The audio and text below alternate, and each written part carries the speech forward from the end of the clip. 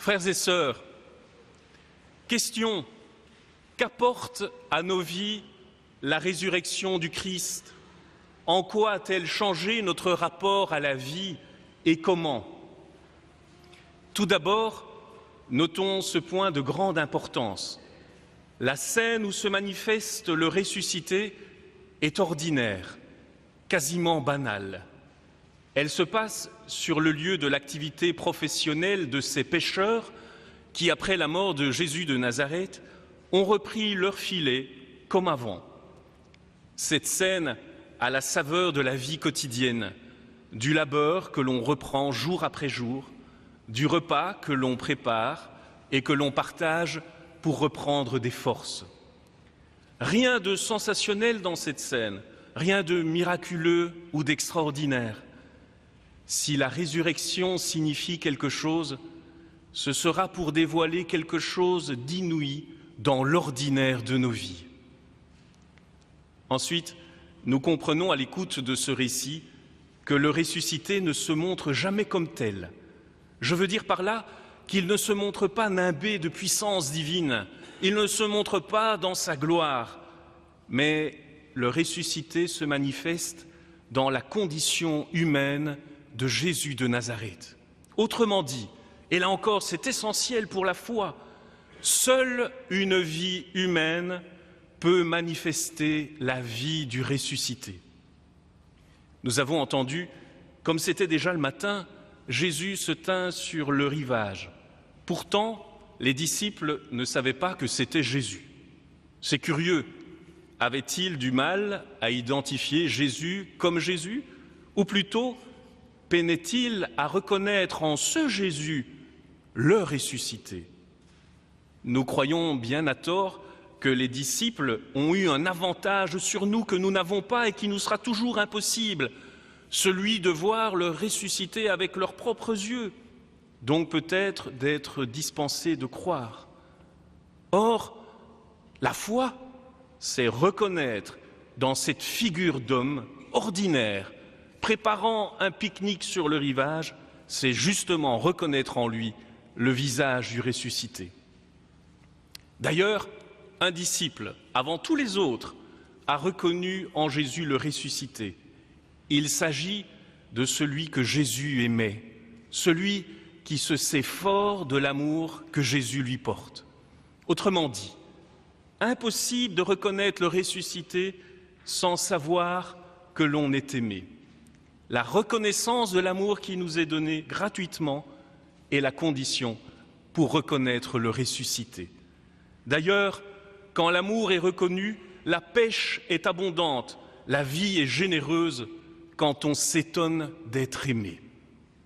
Alors, ça vaut la peine littéralement de se jeter à l'eau, ce que fait Simon-Pierre, toujours un peu impulsif, il est vrai, mais ne l'est-on pas quand on est attiré par un amour qui est impatient de s'offrir? Que peut-on donner à celui qui nous offre un amour gratuit et désintéressé? Ne répondons pas trop vite l'amour, car notre réponse ressemblerait à celle de Pierre. « Oui, Seigneur, toi, tu sais que je t'aime. » Méfions-nous, les déclarations d'amour sont toujours un peu pressées et parfois un peu pressantes. On a l'impression qu'elles servent avant tout à rassurer l'autre et à se rassurer soi-même. Non, à l'amour offert, la réponse consiste à donner ce que l'on peut, la confiance. D'abord la foi, viendra ensuite l'amour. Or, le plus souvent, nous commençons par donner ce que nous croyons avoir, l'amour, alors que l'amour qui nous est offert n'exige rien de nous, pas même l'amour en retour, mais juste ce que nous pouvons donner, un peu de confiance. Dans une relation d'amour, d'amitié, nous voulons mettre beaucoup d'amour, mais c'est bien souvent pour en épuiser les réserves, alors que l'amour ne demande rien. Il s'offre à la confiance. Il dit « Fais-moi confiance », cela suffit pour commencer. Au fur et à mesure que la confiance grandit, l'amour peut alors demander « Me chéris-tu » Non seulement la réponse de Pierre est un peu fanfaronne, mais en plus, vous l'avez entendu, elle ne répond pas à la demande d'amour du Seigneur par une réponse d'amour. Il dit « Seigneur, toi tu sais » et non « Seigneur, je t'aime ». Pierre dit aimer, mais sait-il ce que signifie aimer? Il pense que l'amour est une activité, un potentiel que l'on active ou non, alors que la vérité de l'amour est dans la passivité. L'amour vrai est accueil d'un amour offert. Il n'a rien d'autre à faire. Alors aimer consiste à y laisser sa vie, à ne pas la garder pour soi. Aimer, c'est se déprendre de soi grâce à l'amour qui est offert par l'autre et qui ne demande rien d'autre que l'abandon de la préoccupation de soi. Nous nous demandions quel peut être le sens de la résurrection. Il nous faut maintenant répondre. La résurrection est la révélation de ce que nous ignorerions sans elle, la vérité de l'amour. Seul un amour qui a laissé sa vie peut nous révéler la vérité de l'amour. Sans cette révélation, nous continuerions à penser que l'amour est une capacité que l'on possède et que l'on active quand on veut, si ça nous plaît, si l'autre nous plaît ou nous intéresse.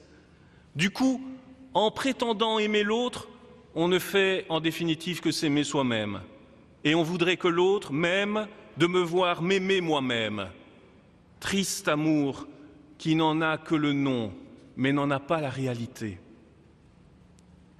Mais la résurrection, me direz-vous, elle dit qu'un amour véritable est possible quand il accepte de passer par l'abandon de toute prétention à pouvoir aimer.